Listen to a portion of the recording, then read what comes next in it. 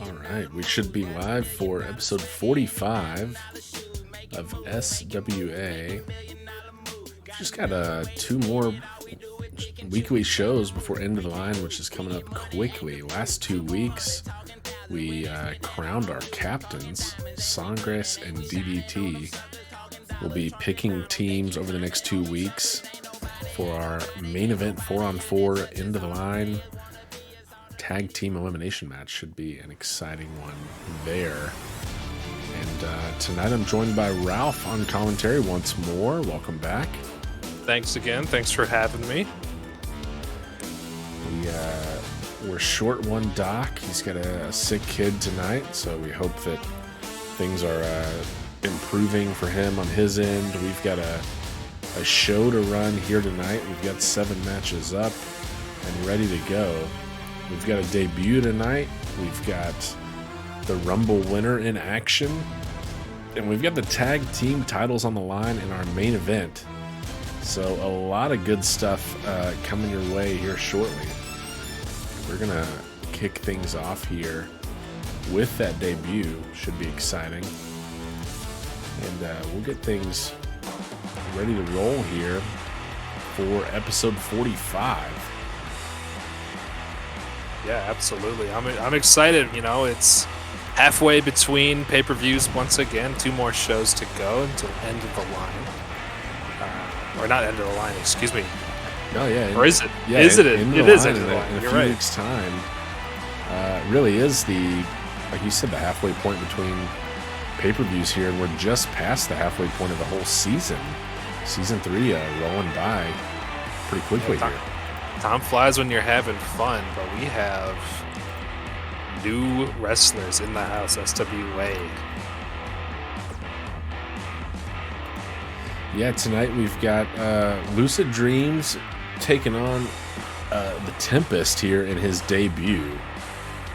And should be an interesting one. You know, the Tempest is new to the SWA, but not new to wrestling in general. Many of our fans will probably recognize him from some of his, other work. He is one of the most active wrestlers here around. He spent some time in the Extreme Wrestling Association, the Power Plant Wrestling Association, Grand Slam Wrestling Association, Worldwide Web Championship Wrestling, Rink of Honor, and he's spent some time at the Harley Race School of Wrestling as well. This guy's been all over the place. We're excited to see him making his debut in the SWA tonight, but he's got an opponent here in Lucid Dreams that is looking to, make a name for himself as well. He's 0-1 in singles, but he had a big win to put himself into the Rumble at Right to Fight, so no slouch in his own right, looking to get his first win and spoil the debut here of a wrestling veteran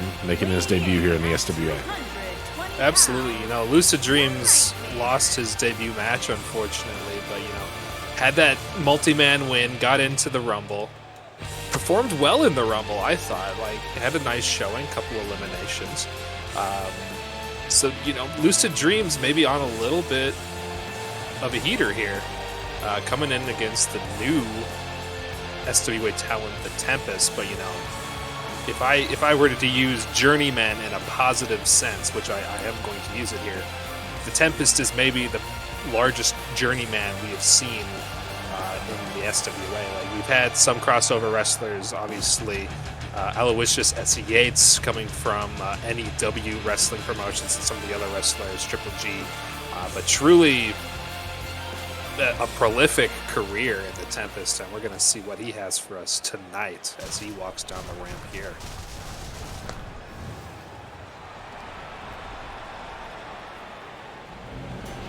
Sure will.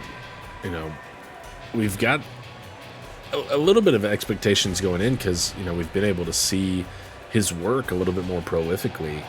And, much like Triple G, as you mentioned, coming from NEW, Gray came into SWA as a former champion, holding the title in NEW, and in a similar vein, the Tempest comes to us here in the SWA, a champion in other promotions as well, including holding the Ring of Honor Heavyweight Championship.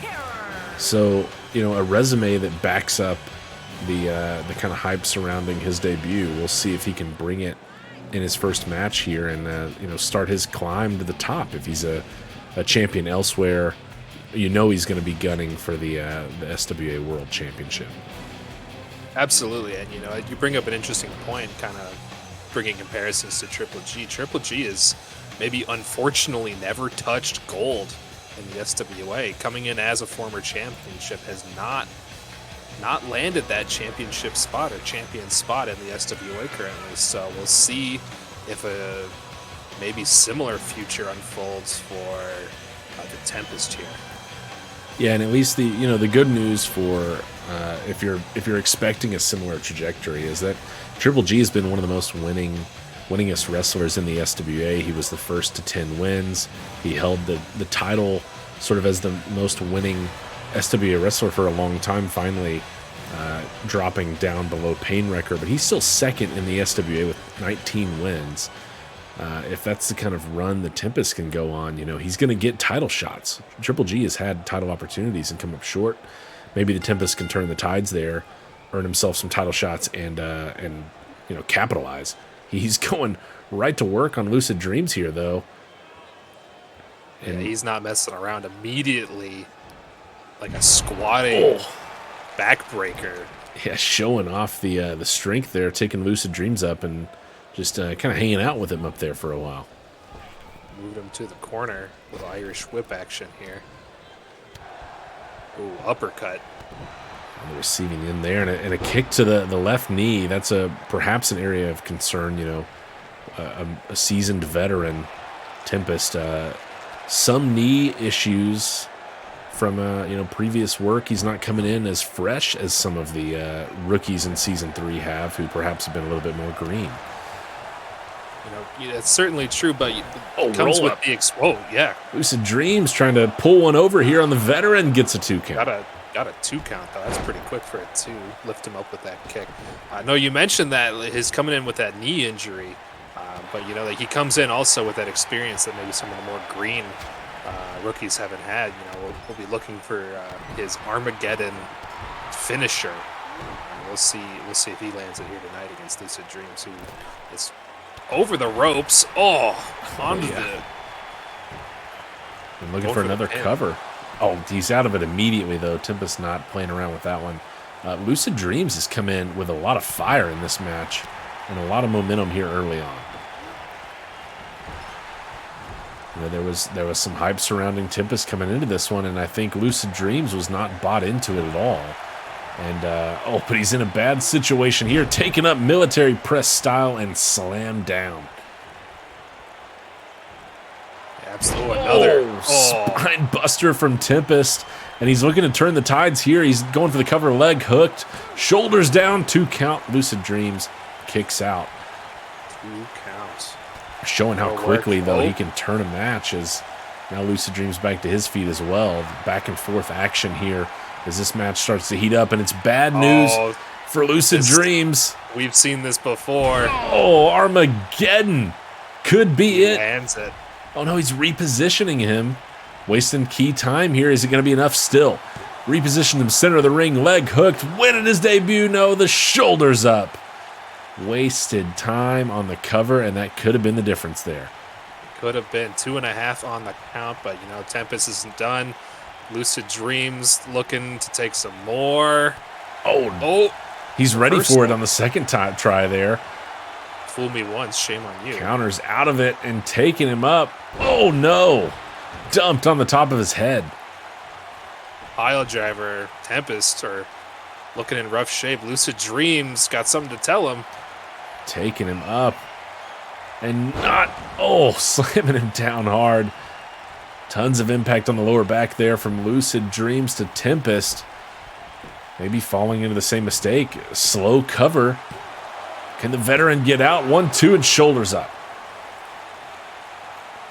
2 times now, both ways we've seen maybe the best opportunity that either side's going to get squandered by taking a little bit too long to go for the pinfall here. Yeah, absolutely. What an uppercut and a kip up. right back to his feet. It's quite a combo from the Tempest here. If he'd gone for the pin there, that might have been it, but he wants He's not more. done. He gets him right back to his feet, and another spine buster. This could be it. That was a lot of damage very quickly. And sure enough. Indeed. The Tempest gets his win in his debut, and he didn't do it via Armageddon. He does it via spine buster. The second one delivered there to Lucid Dreams.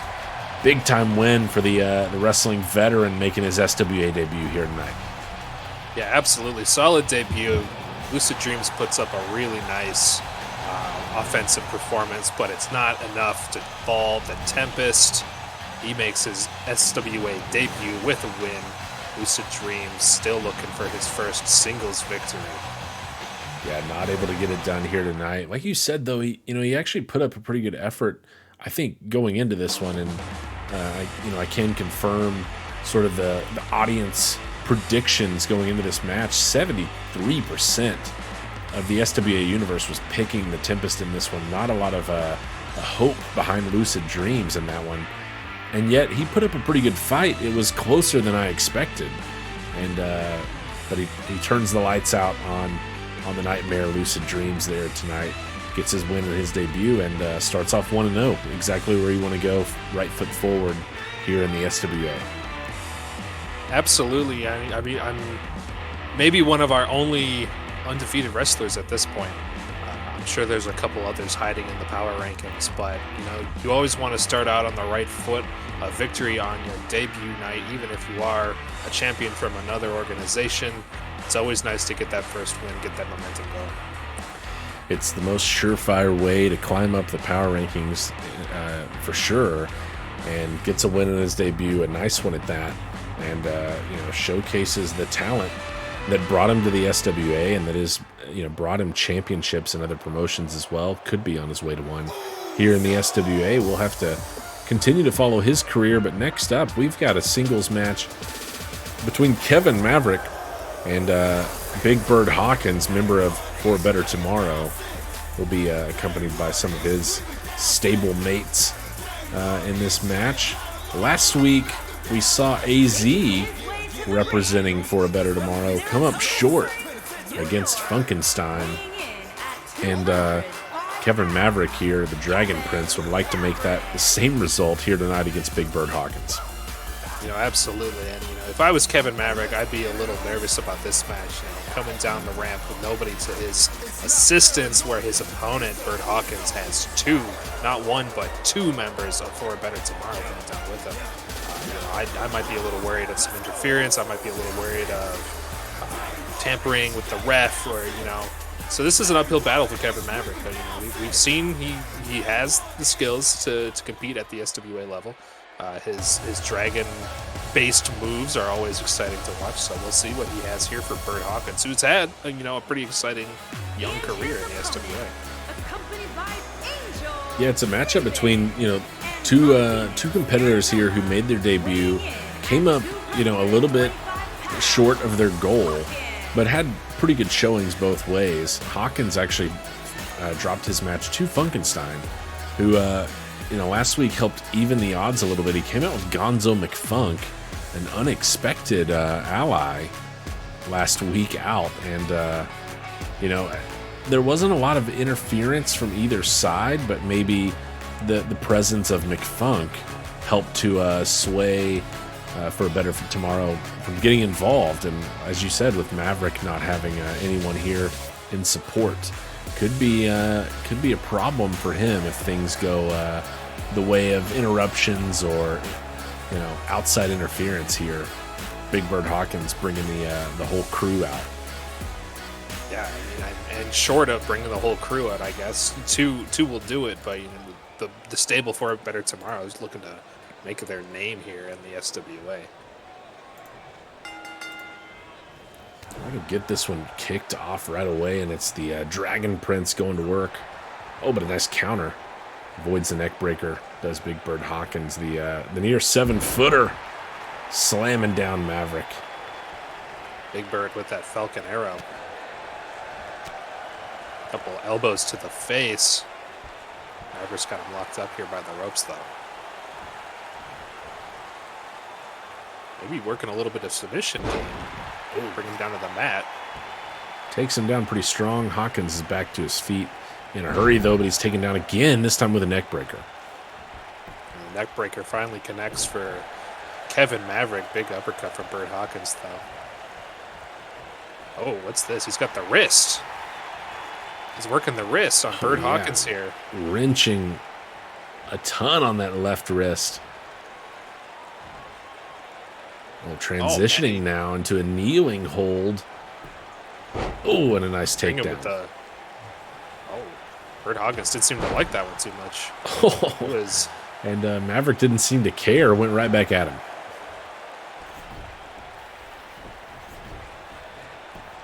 Looking for a cover early on in this match. Doesn't even get a count, but not even a 1 count from our resident SWA ref. Oh, nice punch there from Hawkins. Get some spin on it. Hawkins looking to fly high tonight. Who's to say the Dragon won't be woken from his sleep here? We've already seen a decent amount of offense from Kevin Maverick.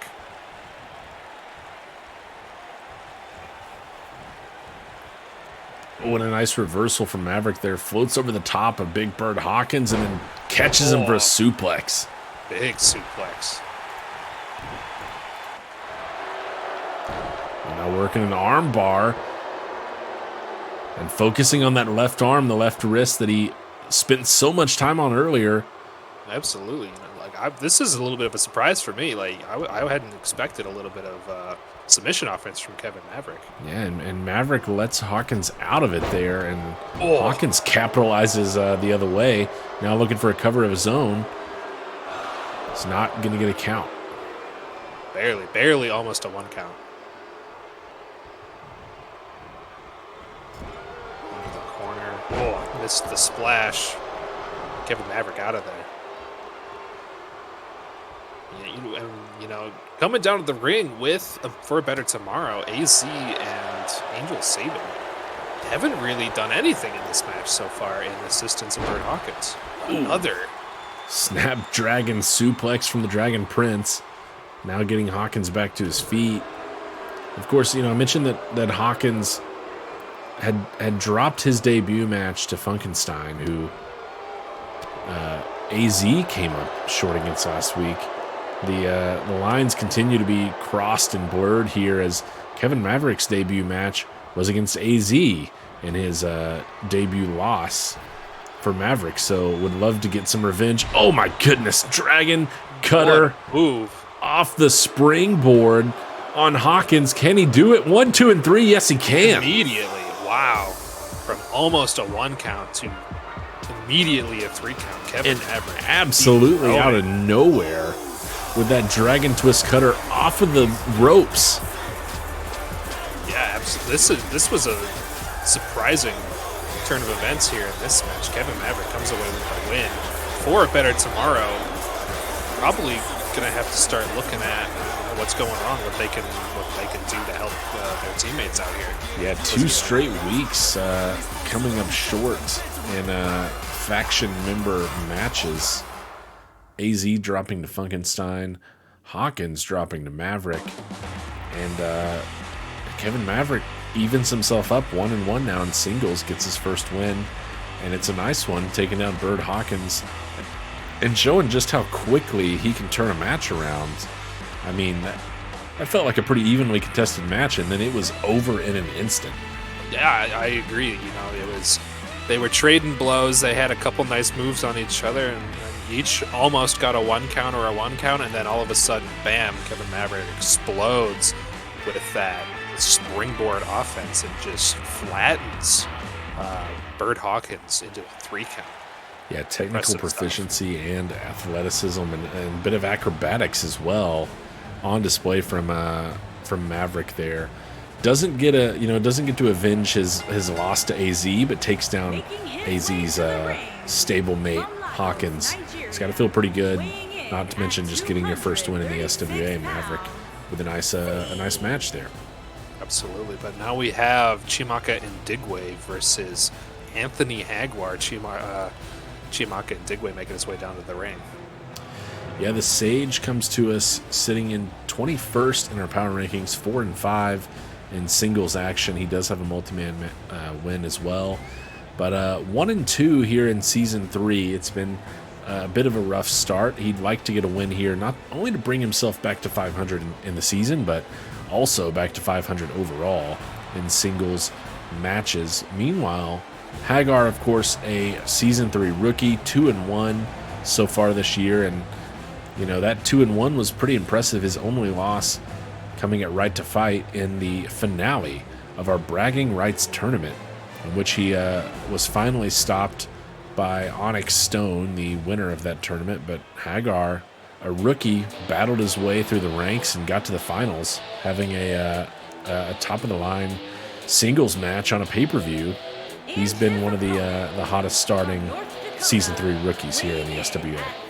Absolutely, and not to mention that multi-man match that occurred, I believe, last week with Hagar, doing great with a lot of huge offense, a lot of huge moves. He doesn't end up coming away with the victory there, but you know, this is a hot start for Anthony Hagar, and you know, we'll be excited to see where he goes from here.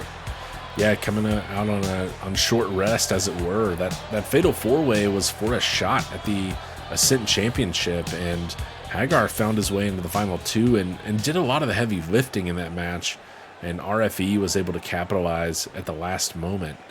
But Roughneck Hagar had a pretty good showing. He's really had a good showing every time out, and how about the strength on display right into a military press on the Sage? Absolutely. You know, and the Sage is not as a lot of people kind of maybe assume the Sage isn't as big as he really is. You know, the Sage is a big guy, but, you know, Hagar makes him look small in comparison. Yeah, the size advantage almost always going to Anthony Hagar here in the SWA and in life. A large fella, to be sure, and he's throwing a back body drop in there to take down Ndigwe and get back to his feet. Oh. Drop kick, drops Hagar to a knee, but doesn't take him down completely, and then just kind of shoves Ndigwe off here as he tries to get back to his feet. Breaking out, you know, we've seen a lot of very powerful corner offense from Anthony Hagar. He has the deadlift Falcon Arrow from the second rope, as well as that superplex to the outside of the ring. So, you know, the corner is a danger zone, so I'm assuming that Chimaka Ndigwe is going to try to stay away from the corner here in this match. Ooh, and staying away from the attempt there is Ndigwe jumping over the top of Hagar, and now Chimaka going up to the corner himself. Oh, dumps him over the top rope, neck first. And a strong chin on Hagar. He's back to his feet in a hurry and bringing in the Sage the hard way. He's already proven that he's one of the toughest guys in the SWA here, has Roughneck Hagar, and right now he's showing off some of the strength as well against the Sage, slamming him down. Yeah, absolutely. You know, and like we've said, you know, Hagar has kind of developed as a wrestler who only operates in large moves. You know, like he never has a small move. It's always huge. It's always brash. It's always bold. But you know that it sometimes bites him in the ass because you know those moves take time to set up. Those moves are slow. He's not the fastest guy on his feet. Obviously, Sage maybe looking a little bit more speedy out there than Hagar. Yeah, Hagar not one to necessarily spend a lot of time kind of working a body part and then focusing. It's more of this, the high impact offense as he brings Ndigwe in off the middle rope, Falcon Arrow from the outside. Oh, he's not done. Sage staggering to his feet. Maybe would have been better off if he stayed down. Oh my goodness, what an impact. Hagar puts him right back on the mat, leg hooked, but the shoulders up. Out at 2, the Sage survives somehow. I thought that was it. Hagar hit him with a 1-2 combo there that would have taken out most of the SWA roster. Yeah, and credit to Chiamaka and Digwe. We've seen him kind of survive some of these large moves before in some of his previous matches. You know, he's not one to give up so easily.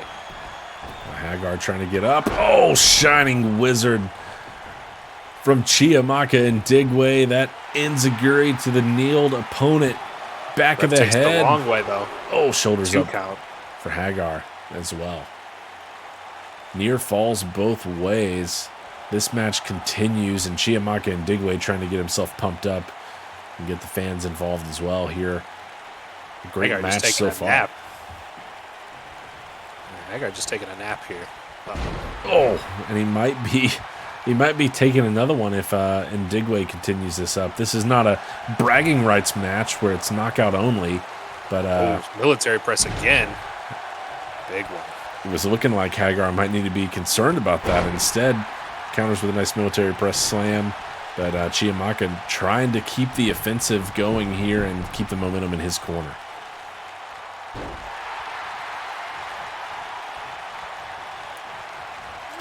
Back and forth. Nice knee lift from Hagar, countered with a jawbreaker from Chiamaka and Digwe. Another counter. Hagar looking for the clothesline, but what a reversal from Ndigwe.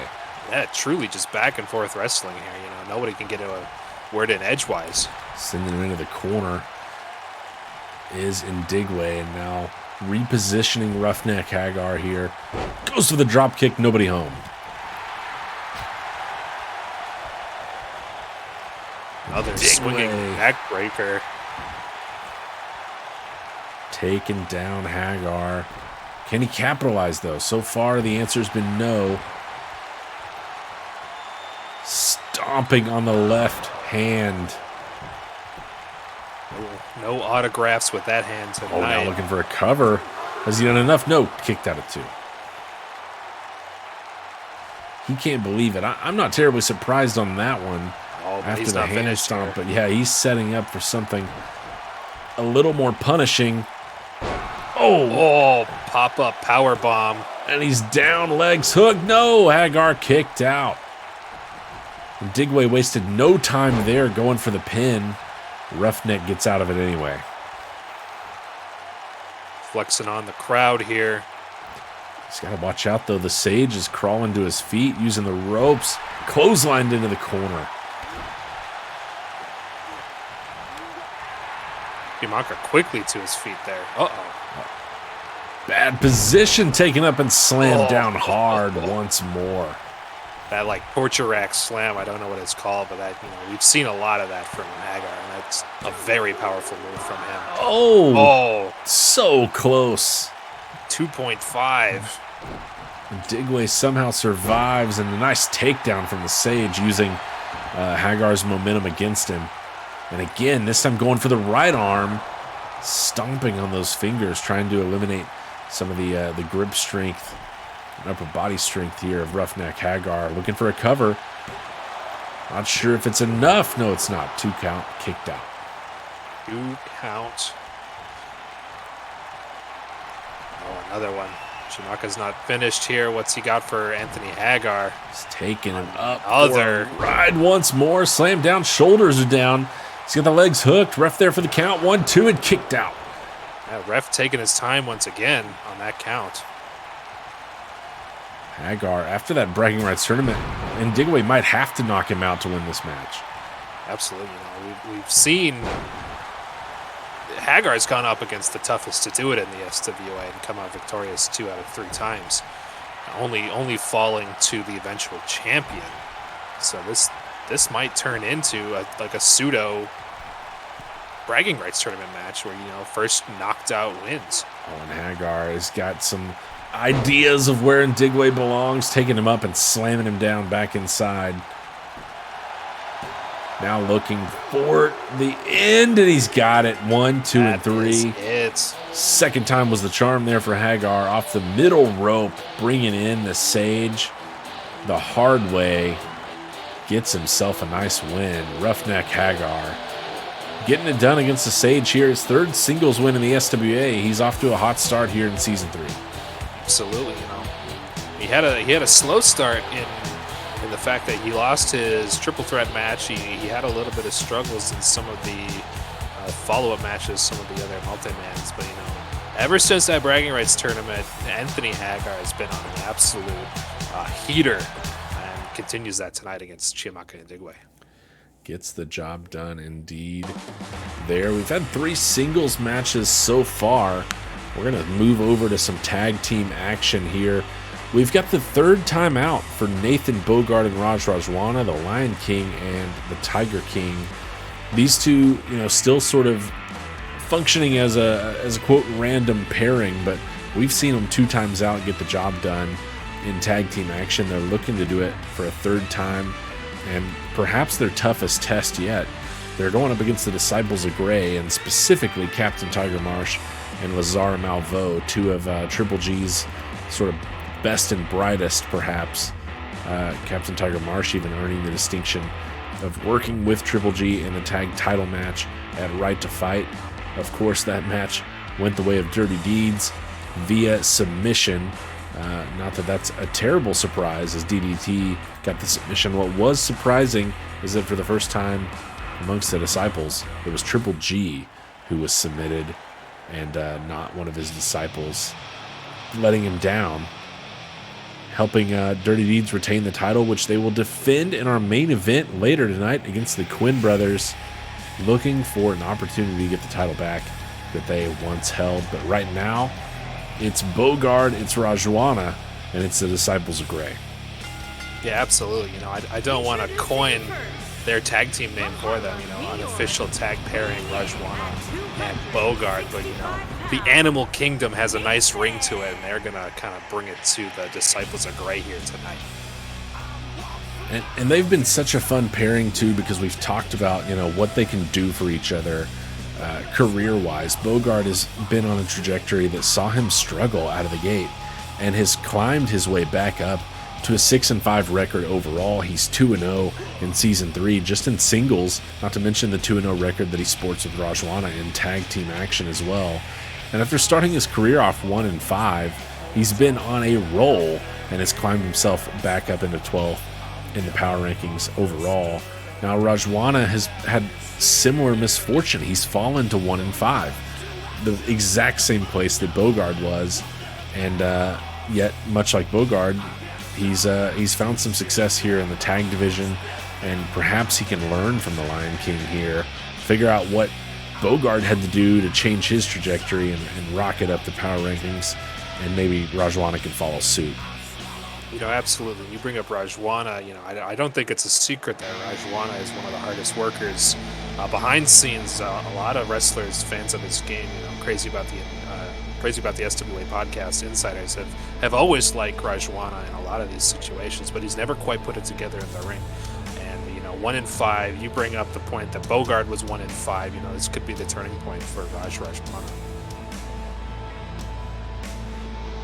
Certainly, I would echo the sentiment about Rajwana being one of the hardest workers. We've heard that time and time again from those backstage and familiar with him. And we'll see what they got here tonight. They're coming into the match slight underdogs. Not terribly surprising going against a more experienced tag team, although the pairing of Marsh and Malveaux perhaps not the most seasoned workers, but 55% of our respondents are picking the Disciples of Grey in this one, to 46% going the way of the Lion King and the Tiger King here. So they'll be working against the odds, at least if you asked our fan base. And, that's not always insurmountable. The fans here, not always right, much like in our second match of the night, where 73% of the SWA universe was picking Big Bird Hawkins. And we saw earlier tonight the Dragon Prince, Kevin Maverick, got the job done against the odds. So maybe the Bogard and Rajwana pairing can do the same and continue their undefeated streak here in the tag division. Absolutely, and you make a good point. They're up against the Disciples of Grey, but not at full strength. Triple G since dropping the match in the tag championship. We haven't really seen much of him lately, and and the Disciples of Gray were effectively like Gray and right. It wasn't a true team. At least that's what I got the sense from it. So this could be an interesting showing, or maybe a disjointed showing from the Disciples of Gray. We know Captain Tiger Marsh can always bring it. We know Lazar Malveaux can bring it. But we've seen them work together. We've seen good things. But a team that's 2-0, been working together behind the scenes, versus a team that maybe is a little bit more disjointed in their approach. We'll see what happens.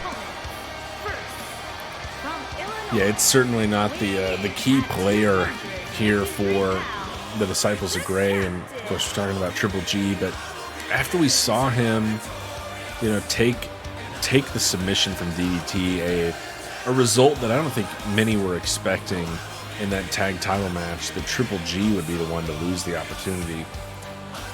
19-6 for Triple G. He still sits 6th in the power rankings, but 1-2 in singles action in season 3.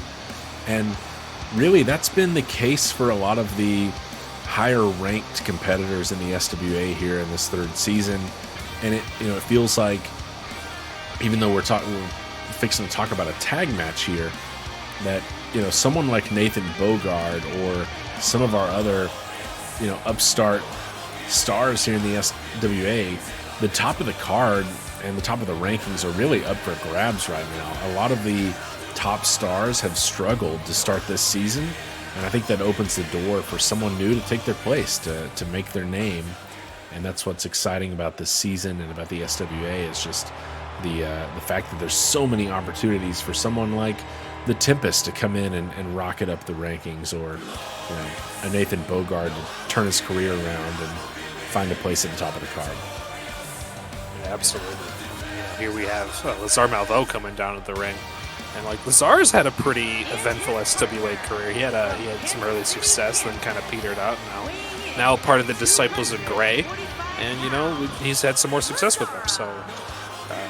And to your point, Lazar for a long time was among that upper echelon, that top 15 wrestlers in the SWA. I believe our roster is approaching 50 at this point, maybe even beyond 50.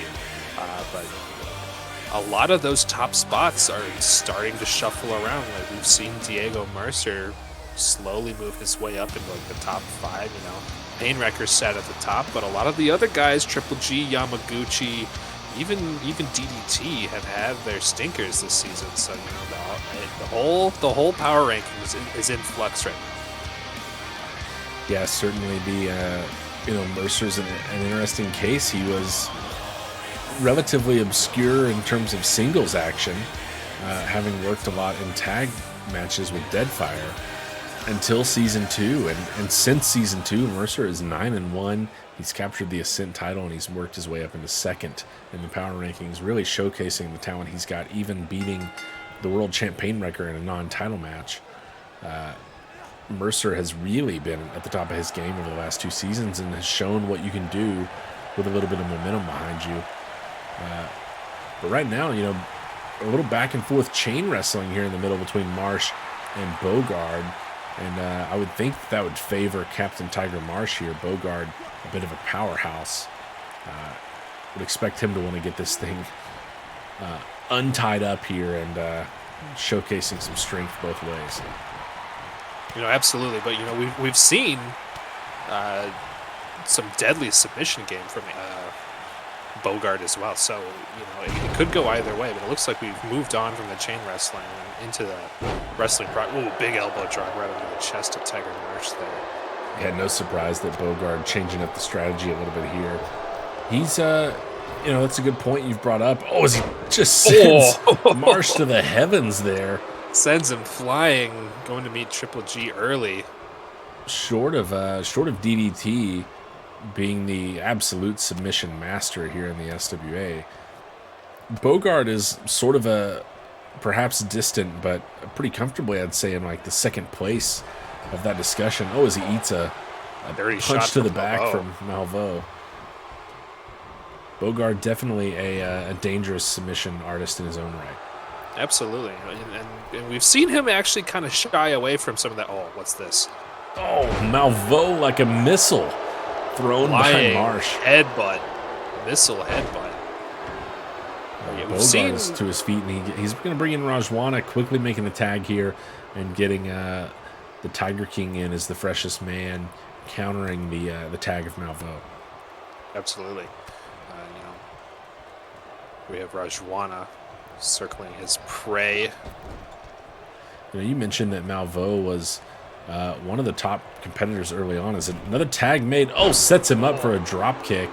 Huge drop kick. Nice teamwork there from the unofficial team, showing off some of their little bit of experience already coming into play here in just a few matches together. But Malveaux and Marsh, while they haven't maybe been at the top of the rankings, haven't necessarily had big title opportunities, they have combined for 19 singles wins in the SWA. So a pretty solid pairing. In terms of individual talent, for sure. Yeah, absolutely. But, like I said earlier, we're seeing some great teamwork from Bogart and Rajwana.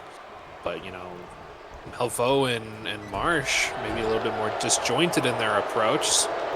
Yeah, just the one tag. And, they haven't really cut the ring off or stayed on top of things here like you might want to see from a pairing that would tout itself as a title contention possibility, like the Disciples of Grey. Now, granted, like you mentioned, their best showcases have been when Triple G is featuring as well as the team, as Malveaux sends Bogart back inside here. Absolutely, we see Bogart maybe looking a little in trouble here. Malveaux dragging him to the center of the ring. Can't quite seem to make up what he wants to do. Irish whip into the corner. Now he's got him in the corner, and Marsh drops off the apron. Oh. Sets him up just to give him a boot and take him right back down. Tag made. Captain Tiger Marsh now the active man once more for the Disciples, and a double back body drop. Bogart was quickly to his feet. Oh, no. Malveaux. Malveaux was still in the ring. Huge knee from Malveaux. Ref doesn't call it. I don't know if ref saw it or not. Hits him with the knee, and Bogart may be out on his feet right now. Marsh gets him up. No, he counters out of the way in the corner, and a clothesline from the Lion King. Yeah, big clothesline. And, I bring this up lightly, but, of the tag teams, Dirty Deeds is Dirty Deeds, but the Disciples of Grey have big pounce from Bogart. Sends him sprawling into the corner. Goes Captain Tiger Marsh. Bogart maybe looking to finish this one. He's taken a lot of time. He's not going for a pin. He's looking for a submission. Doesn't quite get it locked in. Marsh it's thrown off. Good work from Marsh to get out of that in a hurry. But yeah, back to kind of what I was saying. The Disciples of Grey, not unknown for their kind of underhanded practices, anything to win mentality. I think we've already seen a couple of that on display. Malveaux with that big knee. He's already interrupted the ref a couple times. Certainly expected from anyone under the tutelage of Triple G, and unsurprisingly playing a factor in this match. We haven't seen that on the other side. It's Malveaux with a nice counter out of the military press. Bogart's got him locked up again, though. Takes him out. What a knee. Obliterates Bogart's legs and sends him sprawling, but he makes a tag.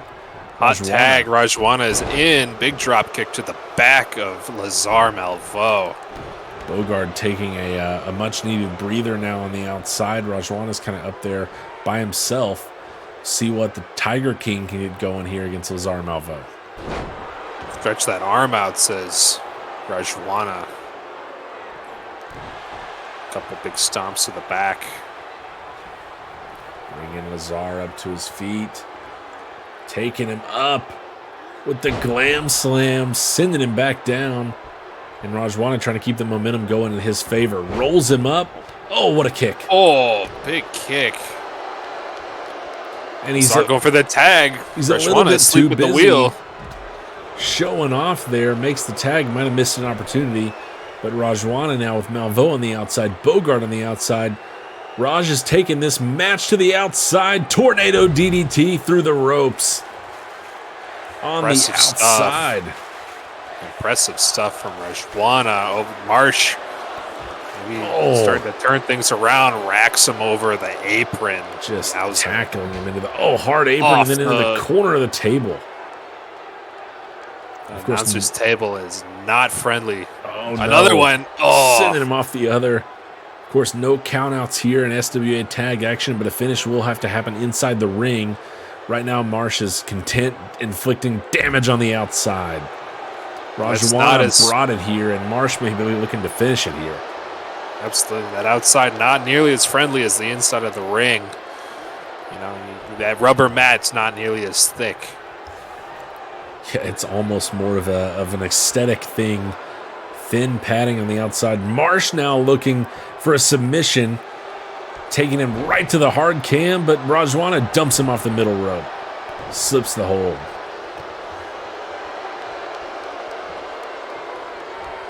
Up and over, slams him down face first.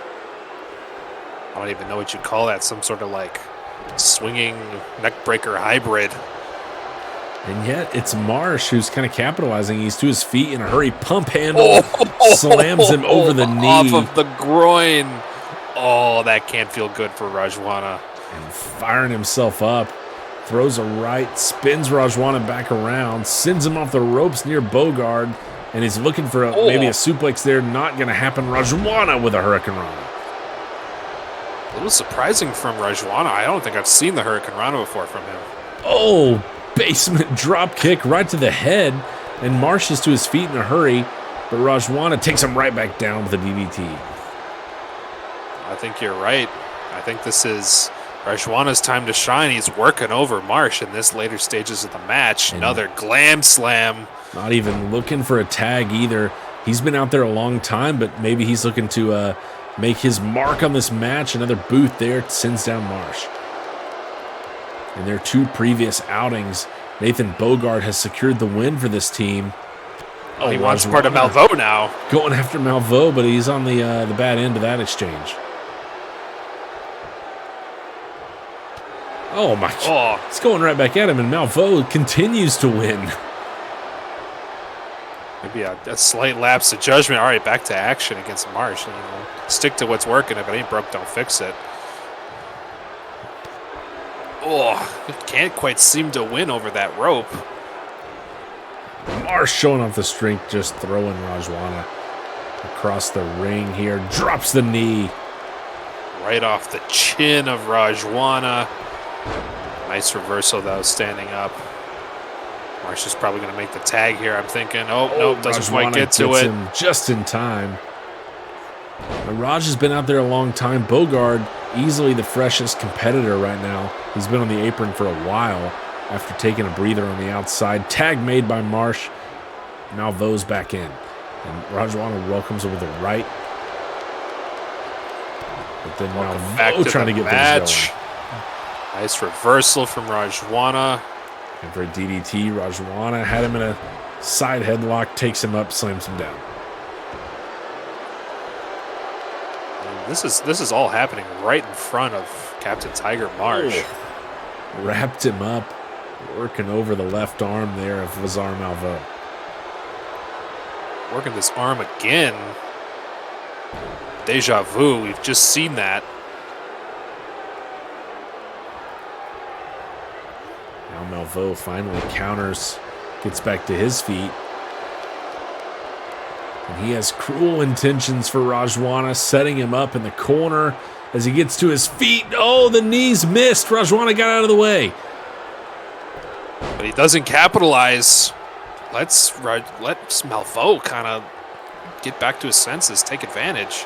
He saw it connect earlier with Bogard, and he gets out of the way of it when it's coming for his own. Makes a tag. Nathan Bogard's back in. Malvo maybe making a huge mistake there, taking a moment to sit on the inside, catch his breath. Goes for the legs, but no, Malveaux, look at the strength. Catches Bogard, throws him to the side. Nathan Bogard might have been looking to put him in the lion's den. Instead, it's Malveaux building some momentum here. Absolutely. A couple clotheslines, a nice sweep by Malveaux. Tags in Tiger Marsh, who's had a decent amount of time to rest on the side of the ring there. But I think clearly Bogard's the freshest man still in this match. Bogard rolled to the outside.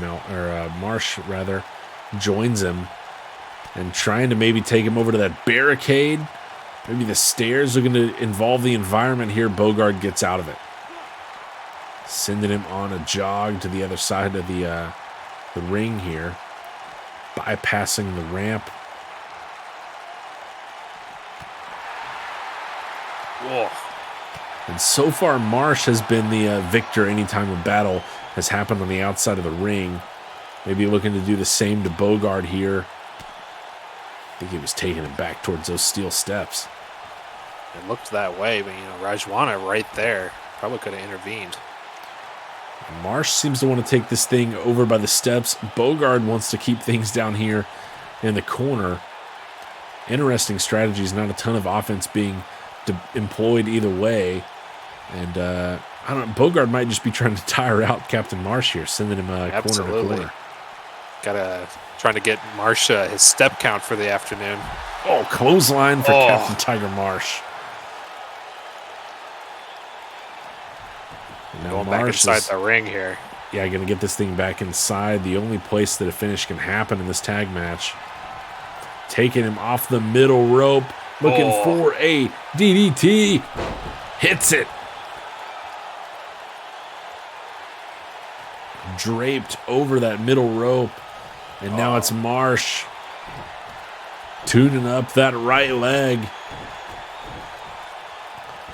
And from across the map here, it's you sweet can hear chin that music. in the rafters. Malveau's there to block. Rajwana slips Malveau's defense. QB sneak by Rajwana. Gets around Malveaux, breaks up the pin. This thing was over, and Rajwana saves he wants it. more. Oh, no. The band is back together. Try number 2. Bogard's down. No Rajwana there to help him this time. 1, 2, and 3. The Disciples spoil the undefeated streak of Bogard and Rajwana, and it's Captain Tiger Marsh with a pair of boots to the head of Nathan Bogard to get the win. Absolutely. We saw kind of that disjointed style that the Disciples of Grey are kind of maybe unfortunately known for. It's maybe a negative connotation, but it's worked out for them. A lot of big offense from Malveaux getting the job done, but ultimately it was Captain Tiger Marsh. DDT off the middle rope, and then 2, not 1, but 2 sweet chin musics right off the chin of Bogard seals the deal for the Disciples of Grey. And, 2-0 start for Bogard and Rajwana. Dropping this one might spoil some of the hype and hope for them to make an official pairing. Who knows? But the favorites, in terms of our prediction data, get the job done in this one with the win by the Disciples of Grey. So far, the favorite in every match has won, with the exception of Kevin Maverick's takedown of Big Bird Hawkins. We also had Roughneck Hagar, who was an 82% favorite to Chiamaka and Digway get a win earlier. That percentage, however, is not as highly favored as Flint Buckshot is in this one. 91% of respondents are taking the Rumble winner. Flint Buckshot was dominant at the Right to Fight Rumble and came away victorious. Will earn himself a world title shot against world champion Painwrecker. Buckshot eliminated so many of the competitors that were in the ring when he entered. One of the ones he did not eliminate, however, and was instead eliminated by Warren Windham, was the Island God Savea, who lasted 9 minutes, was one of the top competitors in that Rumble, and secured 2 eliminations of his own. taking out Starman and Chiamaka and Digway. Buckshot will get his chance here to, not eliminate Savea, but get a win over one of the guys he wasn't able to throw out, which was not many. By the time Buckshot came in at 24, he sent out 5 competitors en route to his win. Yeah, impressive stuff from Buckshot. But, as you said, Savea had a pretty convincing Rumble performance as well, entering getting 2 eliminations, not being eliminated by Flint Buckshot. And obviously, Savea been around a long time, SWA Season 1 veteran, well known in the organization, well known as being kind of a crafty wrestler. We'll see what he has for Flint Buckshot here tonight, who has that title opportunity against Painwrecker at a future date. It hasn't been announced quite when that's going to be. I imagine it will be at end of the line. But Flint Buckshot has had his meteoric rise, I think I said in the Rumble broadcast. It went from some decent victories or, tag pairings and nice showings, and then immediately went from that to winner of the Rumble and heir apparent to the current belt. That's about as shocking a rise as you can get in the SWA, going from middle of the power rankings all the way to the top of the list. Right, so it'll be interesting to see what Buckshot has for us. We haven't seen him since the Rumble. Yeah, he put in his time in the Rumble for sure. Had a much-deserved couple of weeks off. We'll see what he's got for the Island God here. 1-1 in singles action for Buckshot, but he has one multi-man win, and it's the biggest multi-man win you can have in the SWA, taking home the title in the title of Right to Fight Rumble winner. And some of the best in the SWA have earned that title so far, and including the former champ and El Puma, who's come very close to securing gold in his own right. Buckshot will have that opportunity coming up, but Savea is looking to make his name known as well here. He's maybe been overlooked in his 3 seasons in the SWA. Would like to take care of the Rumble winner here tonight. Yeah, absolutely. Savea maybe sending a message here, said, you won the Rumble. I should have won the Rumble. Who are you? I've been here since Season 1.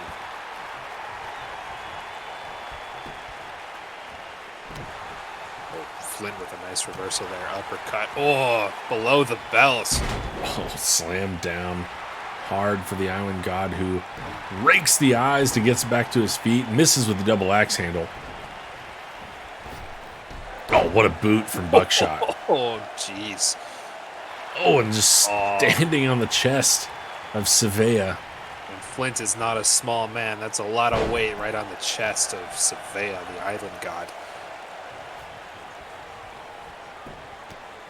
Savea can be a submission threat as well, which could be an extra wrinkle in this match that Buckshot may not be prepared for.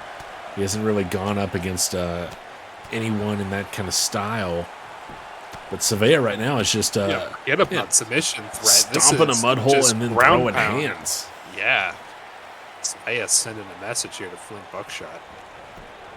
Came ready to go, and he's looking for a cover. It's just a 1 count.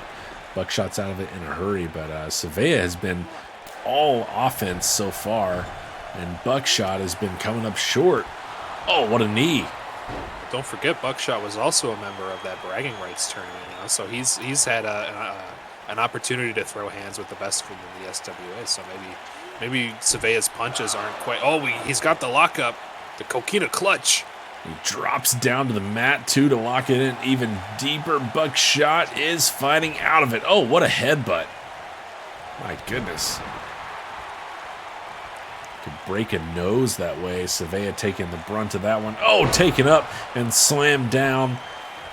Doing a little adjustment there on Savea's attitude. It's a 2 count kick out.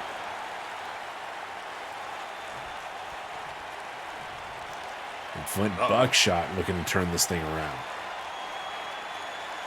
Savea is slow to his feet, but gets out of the way. Buckshot might have been looking for that reverse choke slam. Not going to happen. Nice, but he counters Savea. Oh, nice Back and forth. Oh, that axe handle hits this time, though. And Buckshot had the arm raised again. Taking too long to get the choke slam involved. Savea hits with a knee and goes for the cover. Ref is asleep at the wheel. What's going on? And the ref absolutely refusing to make a count here. And Savea kept it locked in for a while. What in the world was the ref thinking there? Maybe the ref was thinking about what he was going to have for dinner later. You know, he's a little spaced out. You can see it. Now he's back to action here. Clutch locked in again, but Buckshot gets to the ropes. And, you know, maybe it's hard to see from the hard cam here. Maybe Buckshot was just already on the ropes on that pin, and the ref was just not having it. But Savea was convinced that he wasn't. This time, though, he's going to make the cover. 1 count, 2 count, 2.5. Buckshot was almost done. You know, it could be said, you know, this one might be looked back upon as, you know, Buckshot might have lost because of that ref. Or maybe Buckshot wins because of the ref not counting that one. Yeah, at this point, it would be not a hard argument to make that the argument was part of that 82% that picked Flint Buckshot in this one. And maybe the ref was amongst those betting on the match outcomes. Sending Savea into the corner is Flint Buckshot. Taking the Island God up to the top turnbuckle now. Oh, Savea fights his way down with a knee, but a nice counter by Buckshot slams him down. Back and forth this one goes, although it's been a lot of Savea in terms of offense in this match.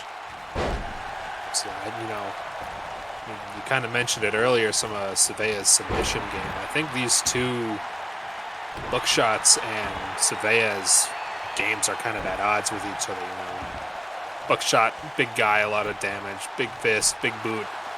Savea, a lot more crafty, a lot more ground pound, a lot more MMA style. So, you know, it would be interested to see. Oh, big chop. Oh, just slams him down face first as well. But Buckshot going back to the corner, but Savea once more fighting out of it.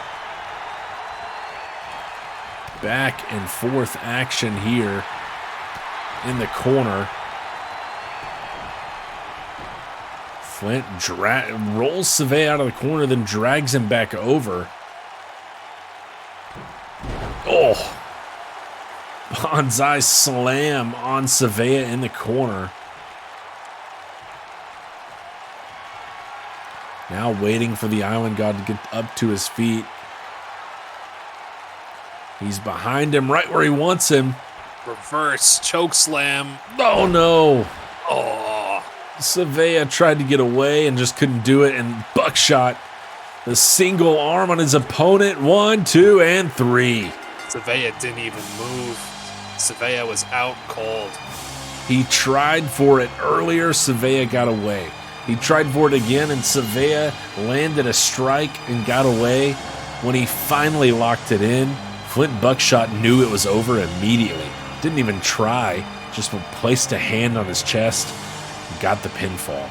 And Savea shows him a sign of respect after a hard-fought match. Even with the ref picking his nose on one of Savea's pin attempts. Nice show of sportsmanship from Savea. And a nice win for the Rumble champion. Trying to build some momentum en route to a matchup with Painwrecker, a match that will be tough to win. But Buckshot gets a nice win here tonight. The reverse choke slam looking unstoppable here tonight. Next match. Face paint match. We got Eric Draven versus Starman. You know, I don't think I know if Starman's star is face paint or not. Is that part of him, or is that tough to say? Tough to say. We've never seen it, come off mid-match or anything, so could just be part of his overall being. One of the more interesting members of the SWA roster is Starman. 5-4 in singles. He's won a multi-man match, and he's a former Ascent champion. The inaugural Ascent champion, in fact. Starman, one of the few in the SWA to have held a title, particularly a single title. He's facing off against Eric Draven tonight, who's racked up 11 wins in singles action. And in terms of, trajectory and path in the SWA, Eric Draven has been one of the most up and down wrestlers in the SWA. Started off slow, had a meteoric rise at the end of Season 1 with a great showing in the Golden Trial Tournament, which culminated in a title opportunity that he came short on. And then, looked strong in Season 2 until the Golden Trial Tournament came around once more, and he went through it defeated. So it's been up and down. Draven's only had one singles match so far in Season 3. He's worked a lot with Deadfire, of course the team he's a member of, along with Dead Peace and Ascent champion Diego Mercer. So Draven's familiar with Starman, as Starman is who Mercer took the title away from. He's had a shot at a rematch as well, but this will be the first time that Draven and Starman have met up one-on-one. Absolutely, and you mentioned kind of Draven's up and down career trajectory. He was booked for the Rumble, but he never quite made it to the show. We don't fully know what happened there, but here he is tonight, working a lot with Deadfire, as you say. Deadfire has been one of the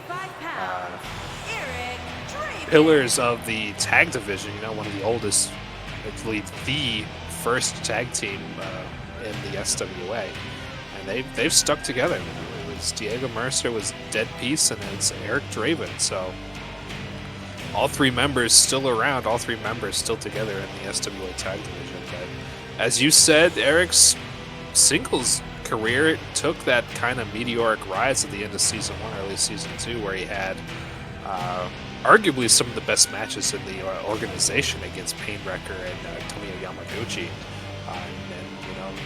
How the mighty have fallen. Still main eventing cards, main second B show, or however you want to say it. But Eric Draven never at the start of a card, always towards the end, always has a good showing. Maybe we see a little bit more from Eric Draven in the future here. He's looking for his 12th win here tonight, and for a time there, it was every group has someone that's really seems more bound for stardom than the rest. For a while, that was Eric Draven for Deadfire, and lately it has obviously been the Ascent champion Diego Mercer, who has just been on a scorcher up the charts. Draven would like to recapture that and really make it a squad with a couple of superstars for Deadfire, and like to get back to the top. He is still ranked 10th in our power rankings, but has fallen a bit, and needs to start racking together some wins in singles matches. And a strong opponent here tonight in Starman, it would be a nice win, but equally for the other side, if Starman can pull off this cover, he gets a 1, it would be a big win for Starman as well. Absolutely. Starman known for his high-flying offense, but we've seen, I believe, like a float over DDT and like a Hurricane Rana from Eric Draven already. So both members going for that high-flying offense. And surprisingly, as strong as Draven has been, he is just one of the hardest workers in the SWA. He's had 20 singles matches and a ton of tag matches as well. If Starman were to come away victorious here, it would be Draven's 10th loss, he would only become the second competitor in the SWA with 10 losses. But, actually, he would become the third. He would join SWA, who picked up his 10th loss in our previous match. But Draven is also right in line. If he picks up a win, he joins an elite group of people who have 12 wins in the SWA. That's a pretty limited group as well. Absolutely, And Starman still making his way up the singles action. I believe he's somewhere in the 5 to 6 win range, as you said. And quick pin attempts here. Not going to even matter. Barely a 1 count. And it's like you said, Draven ranks 10th in the power rankings.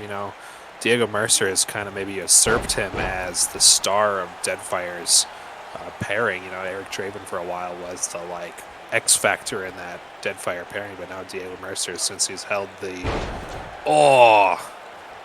big pump handle package pile driver, whatever that was. And Starman's on a roll. Yeah, he is working hard and fast here. A nice counter by Draven, though, gets him back to his feet. But and some classic Starman offense comes up short on the dropkick attempt there. Draven just throwing hands now. Interestingly enough, these are both competitors who have, in some way, been overshadowed by Diego Mercer. Mercer taking the title off of Starman and becoming the de facto leader of Deadfire. Really, his rise has sort of taken the edge off a little bit for both Draven and Starman in terms of their popularity in the SWA. It's almost a battle here for... Starman! How about a cross body to the outside? That can't feel good. Sending Draven and himself flying. Starman always willing to put his body on the line and shows that tendency right there. Another whiffed drop kick from Starman. Classic Starman action. Oh! Off the ropes for Eric Draven as Starman spinning around tornado DDT. Maybe that's a Hurricane Run. I couldn't quite tell. Oh, big drop kick from Draven. A lot of impact on that from the smaller competitor. Maybe a spear coming up here. Oh, no. Black leather mass. But Starman has got a hold of the rope. Draven's going to drag him away from it. Has he taken too much time, though, to get him away from the ropes, to reposition him? 1, 2, and shoulders up. Still that black leather mask, well known in the SWA, one of the most powerful moves. Uh-oh. Could have put this one away. A wise decision by Starman to immediately grab a hold of that rope and make it super difficult for Draven, who's looking to build some momentum here even further. Nice combination of hits from Eric Draven. Oh, there's the spear. Draven's on a roll. We haven't even seen Starman to the top rope yet. Starman's rope. 1, 2. Oh, 2.7. Out at the last possible moment for Starman. Draven almost puts him away there with the spear. Starman is back to his feet, though. Drop kick off the ropes. Lands that one. 1 for 3 this evening. Now looking for a cover after the drop kick. I don't know if this is going to do it. No, just a 2 count. Closer than expected. Surprises me. Yes, 2 count surprises me here. Both sides refusing to give up in this one. Northern Lights suplex from Starman. And now with Draven center of the ring, Starman going up to his own rope. Named for him, Starman's rope. Oh, thinking about it. Wants Draven on his feet for this. And as he gets to the top, cross body. Oh, and Starman isn't done. He's not done. He took down Draven. He wants more. Again, he wants the crow. He wants the crow on his feet. So stand up for this. The crowd joining waiting him for you. On his feet. No, elbow drop misses. The crow gets out of the way. Sunset flip. Prime position. Starman thinking about it once again up to that top rope. Maybe he forgoes getting... Oh, no. Stand up, Eric Draven. Really hoping, maybe looking for that elbow drop again. No! Oh, no! Gets all of it. Slammed down. Draven legs hooked, and the crow got out of it. Starman feeling pretty good about that, though. That looked like it could have been it. Blockbuster now from Starman, who is rolling on Eric Draven. The crow has been down for a while. He's got the leg hook now. Ref takes the scenic route. Starman, 2 count. The crow gets out of it. One of the most resilient in the SWA is Eric Draven. He's showing that here. Gets out of the way of the drop kick. Oh, but misses the enziguri. Starman has staunch 1 of 4 on those drop kicks this evening. Oh, black leather mass. Out of nowhere. Black leather mass absolutely out of nowhere. Draven taking a interesting path to the pin. He repositions him just a bit. Is it enough? Yes, it is. The Crow gets it done, even with the delay. Even with a little bit of fancy footwork from Eric Draven. Black leather mask, too much to handle twice for Starman. Takes down Starman finally. A hard-fought battle from both sides, and it was impossible to put down the Crow. He's not done. Not like this. Eric Draven's going back for more. I don't think I'd ever root for Starman, but in this instance, I think that was uncalled for from Eric Draven. Eric Draven gets his 12th win and a little bit of extracurricular activity there, going after Starman after the match. It was a great match, back and forth. Starman just unable to put away Draven because the Crow just so resilient, held up against so much offense, and takes home the win eventually. Nice win for Draven. And a tough loss for Starman. That I'm surprised, especially given how close that match was. 91% of our audience was picking Eric Draven in that match. And they were right. They were right, but that match was much closer than those odds would indicate.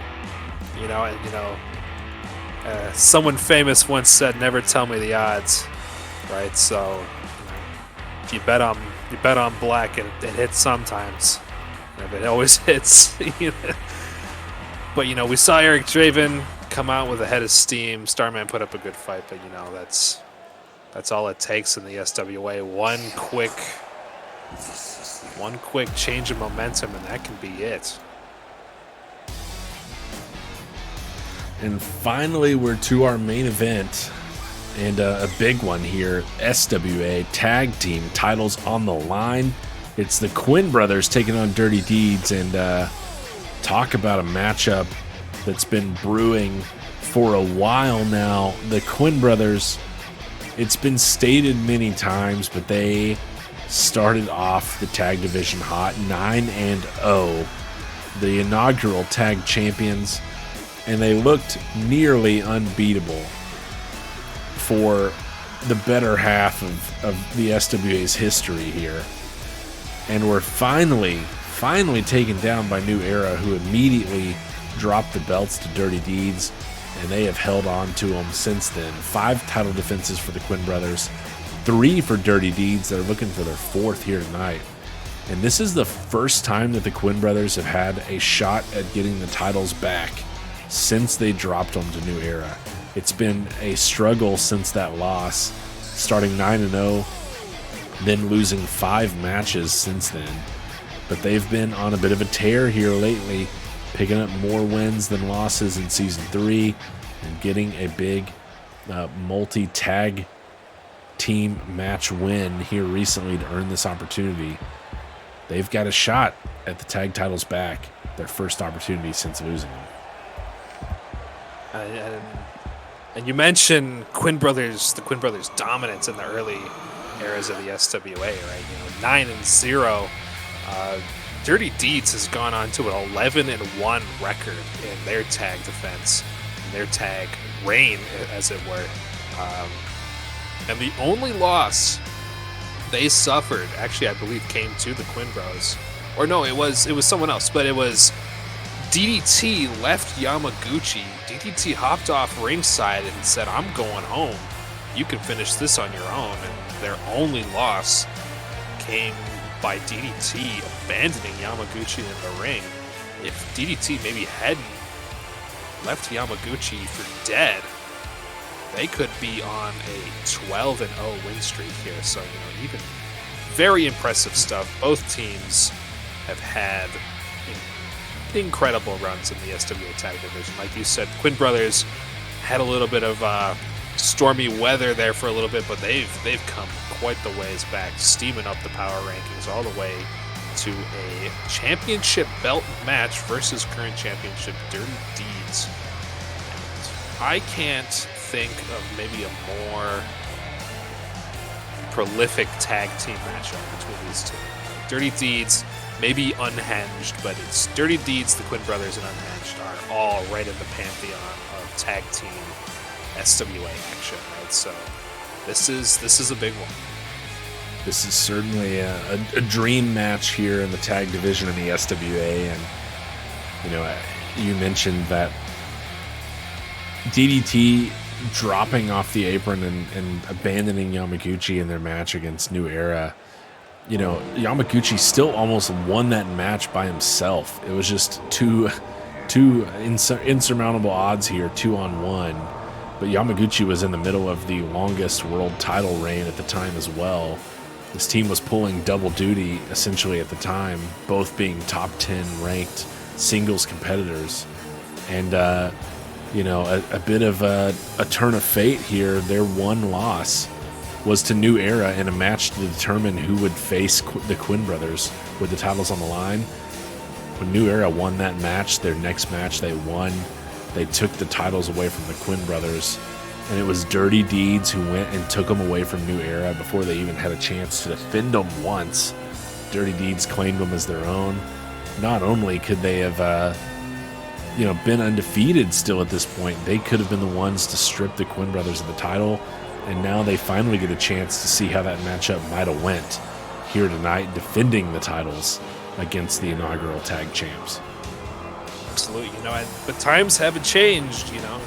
We've seen almost uncanny change in DDT's persona since that time. Obviously, Yamaguchi, you mentioned earlier in the show, maybe on a bit of a slide from the top echelon of the SWA talent. Only 1 in 3 in his appearances so far. 1 in 2, 1 in 3. So the Quinn brothers on a hot streak, coming against Dirty Deeds, hot off a win against the Disciples of Gray, a hotly contested match. But this is anyone's game, I think. Should be a fun one. Dirty Deeds 11-1, as you mentioned, in tag action. The Quinn brothers lead the tag division with 12 wins at 12-5. Unhinged and Dirty Deeds are both second with 11 wins. So Dirty Deeds could not only make another title defense here against the Quinn brothers, they could tie them for the most wins in the tag division with 12. Meanwhile, the Quinn brothers, with an opportunity here to become the first ever 2-time champions in the SWA, singles or tag, by claiming the tag team titles for the second time if they can get a win over Dirty Deeds. Yeah, it's like you said, this is historic stuff on the line here. Both teams, Quinn brothers looking for the 2-time SWA Tag Team Championship belt honors, first 2-time tag champions. It would be our first 2-time champion in the SWA. And, Dirty Deeds looking to defend. They had hold a 12-1 record. Very impressive. We're locked up in the middle. And we're rock.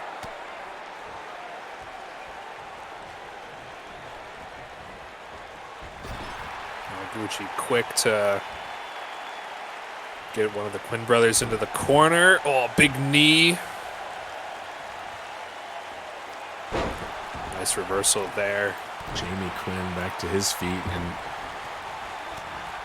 interesting. The Quinns have changed up the strategy here between Jamie and Noah at times as to who starts the match, who they rely on. Jamie more of the submission specialist. Noah Quinn, bit of a powerhouse.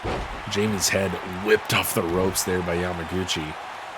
That'll neutralize any threat in a match like this. Absolutely. It's funny you mentioned that, where Jamie is a little bit more of the submission expert of the Quinn brothers. These two tag teams are set up pretty similarly. Yamaguchi, more a powerhouse wrestler, Dirty Deeds.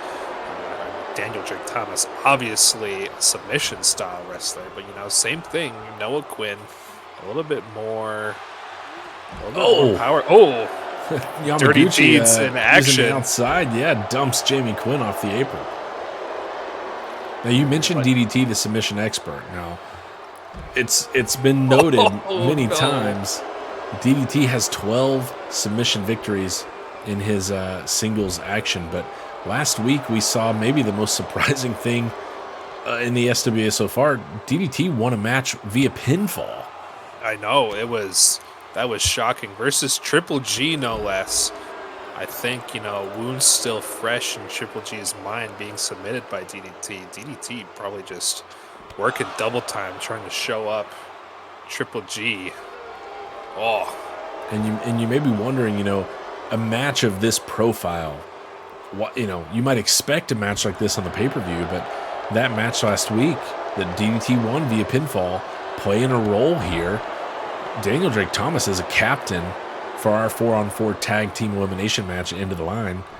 He can't defend the tag team titles on the pay-per-view, so they're doing it tonight. They'll defend the titles anywhere, any place, any time, and it doesn't have to be on a pay-per-view. They were ready to go tonight so that DDT could fulfill his role as captain in that pay-per-view main event. Absolutely. And you mentioned that captainship, right? With this pinfall victory surprising everyone. I don't think anyone expected DDT to be even maybe nominated for that match, kind of on a little bit of a slide in the last couple matches, besides that Triple G Captain Marsh Tag Championship battle. Jamie Quinn, Noah Quinn is in now. After a bulldog from Jamie Quinn, and DDT trying to take advantage, but Noah with a nice counter. And then it's DDT with a reversal. Oh, slips underneath. Roll up right in the middle of the ring. Boston Crab. Looking to put this one away in a hurry. Submission applied. Noah rolls out of it.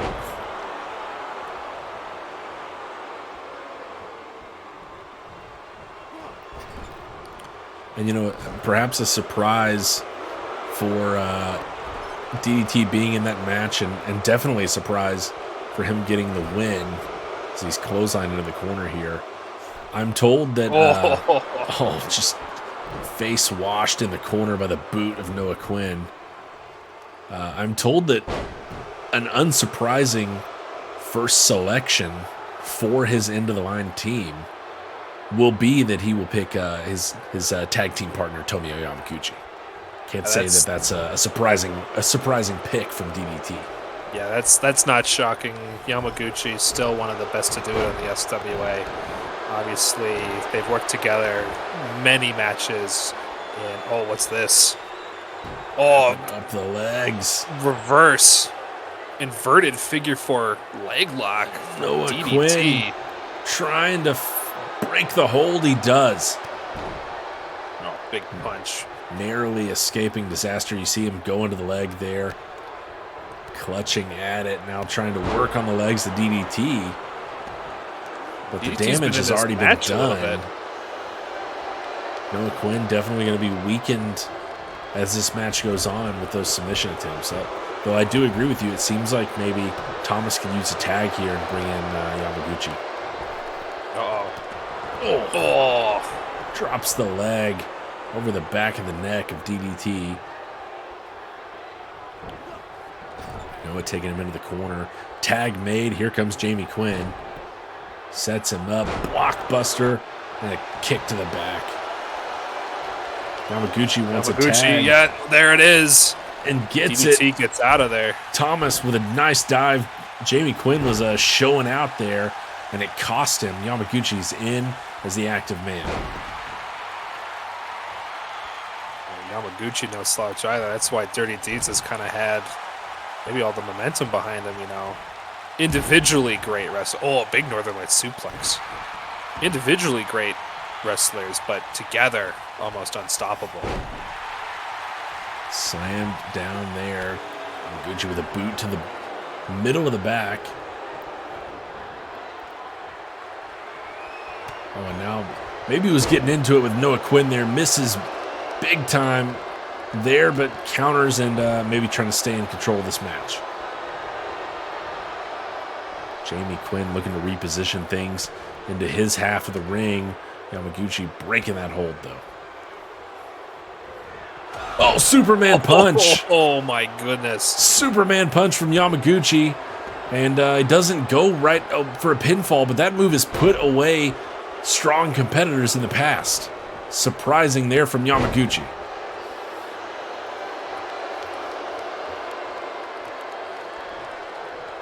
Yamaguchi thinking about his options here. Oh, thought he might go for a tag. Instead, it's the Quins who get one. Jamie diving and making the tag. Oh, what a knee lift. Right to the head of Noah Quinn. Counters with the jawbreaker. Gets back to his feet. Misses the drop kick. Big uppercut from Yamaguchi. Nice Irish whip. Got for him. Duck under. Oh, no. Ooh. And catches a clothesline for his troubles. Setting something up here. Noah Quinn looking for that hammerlock DDT. And DDT was trying to get in the ring. The ref is sending back out. And now there's a cover being made. 1-2. Oh, kicked out. Once again, dirty deeds done dirt cheap. DDT steps in right at the opportune moment. Slow down that count on Yamaguchi. Slowed it down, and it was still close. Titles almost changed hands. We almost had our first ever two-time champions in the SWA. Oh, what a boot. Or a foot, rather. Yeah, no from shoes Yamaguchi. On Yamaguchi. Almost worse, if you think about it.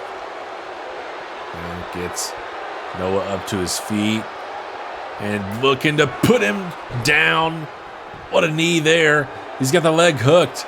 DDT trying to break it. No, Jamie's there in time.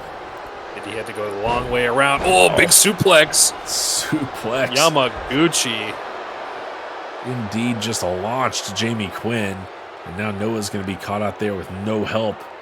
As Yamaguchi just staring down Noah Quinn as he tries to get to his feet. Oh, throws a right as he does. Ties up the arms. What a suplex. Big suplex from Yamaguchi, and he's not done. He's already tried to put Noah Quinn to sleep once. Here Will he goes he again. do it here? Oh, knee connects.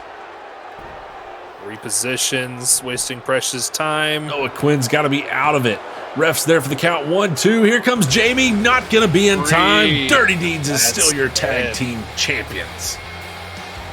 Dirty Deeds holds on. Stops the Quinn brothers' ascension to two-time SWA tag team champions. Holds on to defend for their fourth time and gets their record to 12-1. Truly historic stuff from Dirty Deeds. Tying up the Quinn brothers with the most wins in SWA tag action, and they have 4 fewer losses. They have been on a tear, and they will continue it as tag team champions, and they'll go to end of the line as one half of the 4-man tag team in the main event, representing Team Thomas. DDT, the captain of that team, will find out his remaining picks over the next 2 weeks. We know that he's facing off against Team Songres, who has some experience in these matches, winning the Season 1 end of the line main event. Team Songres getting the win over Team Wyndham. I'm hearing now that Songres' first selection is in, and he's got some experience with this. He knows what he's doing. His picks can sometimes be surprising, but it worked out for him in Season 1. He's taking a Season 3 rookie. A-Train Alonzo Howard is Songres' first pick for the end of the line main event in 2 weeks' time. We look forward to that one as we march towards that. Great match, great card here tonight in episode 45. What a debut from Tempest, wrestling veteran, making his SWA debut in our kickoff match. Kevin Maverick took down Big Bird Hawkins, and with no real help from For a Better Tomorrow, but they were accompanying Hawkins as well. Roughneck Hagar with a nice win over Chiamaka and Digway. The Dogs, the Disciples of Grey, take down Bogart and Rajwana. Rumble winner Flint Buckshot takes out Savea with a reverse choke slam. Eric Draven takes down Starman, and Dirty Deeds retains their tag team titles. Heck of a show as we prepare for episode 46 next week. It'll be our last weekly show before our next pay-per-view. Appreciate everybody coming out. Appreciate you joining us tonight for commentary, Ralph. Always good to have you out. Appreciate it. Yeah, absolutely. It's always fun to be here. Looking forward to the the kidnapping, the hiatus being over, some more crazy about the SWA hopefully heading our way soon. Appreciate the prediction data, as always, presented by C-Tots. The favorite won once more in our main event. 73% of our audience picking Dirty Deeds to retain, and they did indeed. We'll see you next week for episode 46. It's going to be a good one, our last one, as we prepare for End of the Line, which we'll see in 2 weeks' time. Thanks for coming out, everybody, and have a good one.